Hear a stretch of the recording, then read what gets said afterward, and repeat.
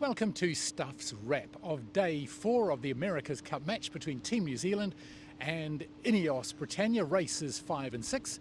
He's Joe Pearson, I'm Todd Niall, and here we are. Well. The old Team New Zealand roller coaster came off the rails today. 2 losses, or the other way around, of course, 2 wins for the British to put the score on the board at 4-2, which is quite a turnaround in this contest, and really quite a dramatic change of fortune right at the start of that first encounter, Joe.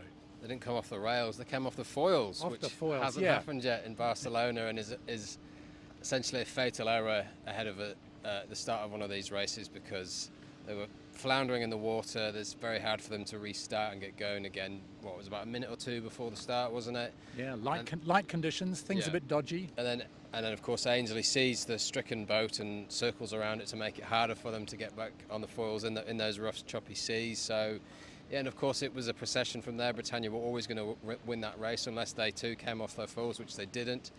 And it was 4-1, and then of course the Brits again just got their nose in front for the start of the 6th race, the second race of this day. And it's 4-2. I mean, suddenly we're in a position now where the Brits will feel a lot more confident. Team New Zealand were quite, deflective a bit. I think they almost said they didn't really lose, so they didn't feel like they lost, but they did. They lost twice. Yeah. And it's all on, I guess, again, really, Yeah. just with a couple of wins like that. And it just shows you that one mistake like that at this level is so important. And we haven't really seen a major setback like that for the Kiwi boat in the match race. Yeah, and the old cliche about how important starts are, not only in that first start, Team New Zealand going off the foils and just being left there. 1,500 metres they were behind before they got going, and the second one, they thought they had Ineos Britannia on the ropes, but the British managed to get out of it and get away. So, yeah, a fascinating change in fortune. And of course, there's little, I don't want to bring up San Francisco again, the great turning moment, because this wasn't match point as San Francisco was, but some little similarities in that yesterday was a lay day and Ineos Britannia went out and trained while Team New Zealand had other plans and left the boat in the shed. And so Ben Ainsley playing that up a little bit, that, every opportunity you can get out, you can learn. And I think he actually had the phrase about rather than sit on your laurels, which was a wee bit of a dig, I think, at Team New Zealand not being out there. But a lot of talk of momentum now from the British.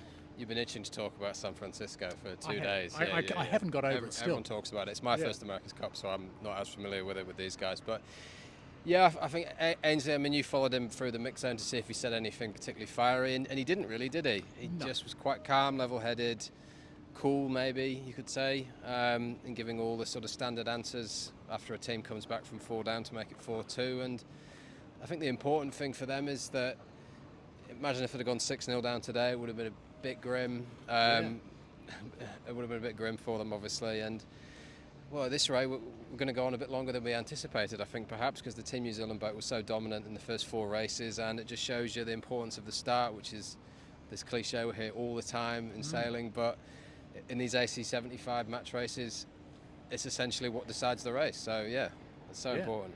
So it's shuffled up the schedule a little bit, because had it gone 6-0, then they wouldn't have raced on Friday, because they want to save the deciding race for the big crowds at the weekend.